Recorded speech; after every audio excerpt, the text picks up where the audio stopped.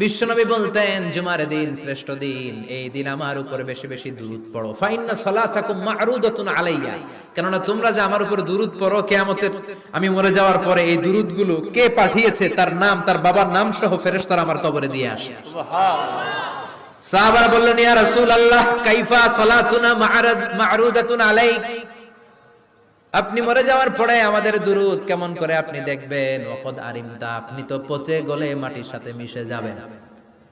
বিশ্বনবী বলেন, ইন্নাল্লাহা হাররামা আলাল আরদি আন তাকুলা আজসাদাল আম্বিয়া, নবীদের লাশকে খেয়ে ফেলা, নবীদের লাশকে পচিয়ে ফেলা জমিনের সব মাটির জন্য আল্লাহ হারাম করে দিয়েছে। নবীদের লাশ পচে না, নবীদের লাশ গলে না। যারাই বিশ্বনবীর উপর দুরূদ পড়বেন, আপনার নাম সহ, আপনার বাবার নাম সহ, মালাইকাতু সাইয়াহিন, একদল ফেরেশতা আছে শুধু রাউন্ড দেয় গোটা ওয়ার্ল্ডে, কারা বিশ্বনবীর উপর দুরূদ পড়েছে, এই দুরূদ নিয়ে